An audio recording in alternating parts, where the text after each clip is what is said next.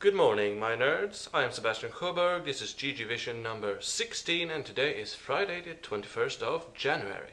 I am so happy that on Sunday, I and all of us will be able to watch my main man Jinro, the foremost Terran player from Sweden and one of the quarterfinalists in the GomTV Star League number 4, is competing again because he won against Idra on Wednesday. And it was beautiful, my friends. As always, I implore you to watch the GSL and to buy the premium package in order to do so fully and properly and to support the show. It's just great. It will be magnificent. Jinro, once again, being in the top 4, it's great to see. But of course, until then, there are other moments of Starcraft joy on the horizon, namely what's taking place in Kiev, Ukraine right now. The Intel Extreme Masters are underway. When this is recorded, the Friday matches, the day 2 matches, are just about to commence.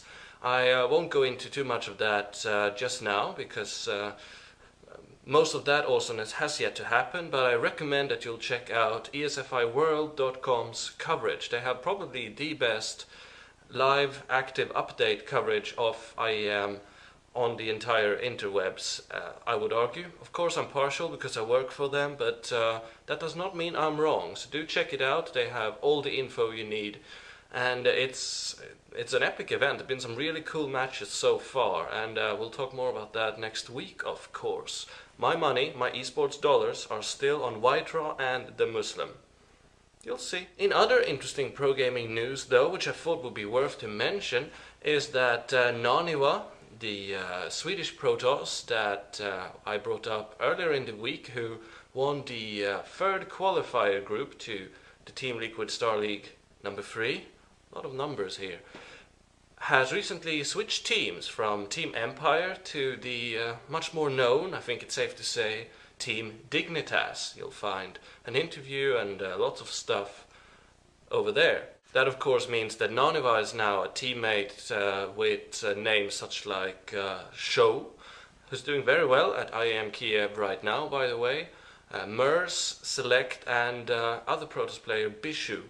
So NaNiwa is moving up the ranks, and that's quite inspiring, because I know many of you out there have pro gaming dreams of your own, and it shows that if you work at it, you can quite quickly gain a lot of fame and prestige, potentially also salary. So yeah, get inspired, check it out. Moving on to the main topic of the day, which is the World of Starcraft. The world of what, you say? Oh, I'm sure you already know about it. It's been all over YouTube and all over Reddit, then it was taken down and now it's up again. What is this? Well, have a peek.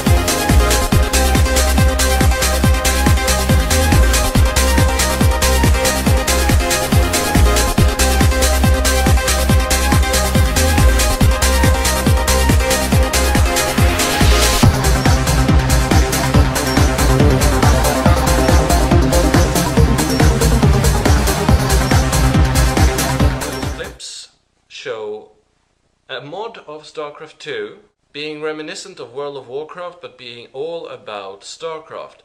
Now this has caused some uproar because the maker of this mod, a man called Ryan Winson, has been approached by Blizzard being asked about whether he has used non-StarCraft 2 material to put this together. In other words, is this made from the StarCraft 2 editor or not? I interpret this as them asking, this is so good, how did you make that happen?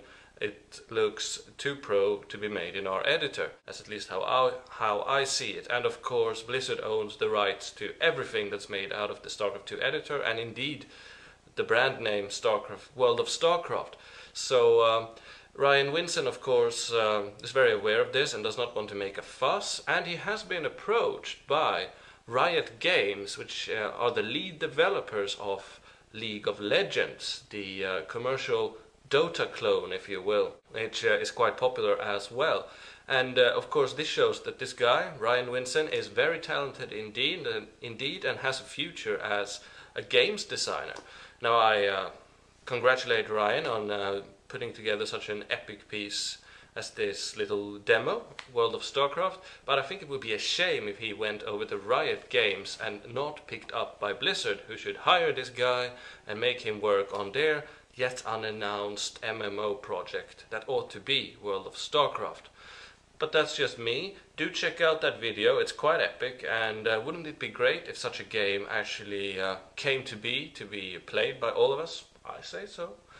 And it also shows that if you're really good at something and you put an example of that together, spread it on the internet, well, that could land you your dream career, whether that be Blizzard or someplace else. So yet another thing to be inspired by, fellow nerds. Now, that's all we have time for this week. But before we go, I'd like to thank you all for the help you gave me regarding choosing a new smartphone to watch StarCraft on the go and be on the social media and everything with. Many people are advocating the iPhone, and others are more in the Android camp. I'm a bit of both.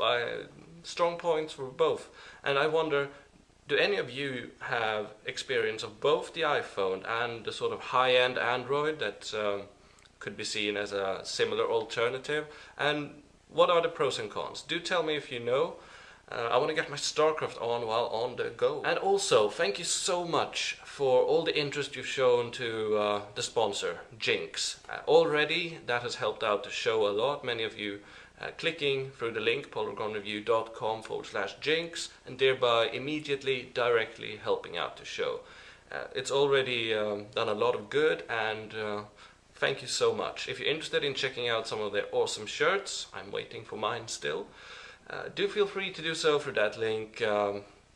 It's truly helpful. So that's all I had to say. Now go and check out IAM Kiev over at ESFIworld.com or the official ESL site. It's epic, and I'll see you again on the GOM TV chat and channel on Sunday, where we'll watch Jinro unleash his fury.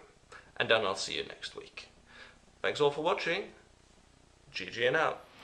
Yeah, sure. Husky and I were just talking and walking one night and throwing ideas back and forth about maps and stuff. And basically, I just told him, hey, I got a lot of free time in my hands. I'm kind of looking to mess around with this map editor a little bit. And he told me that he had this idea for kind of an isolated 1 versus 1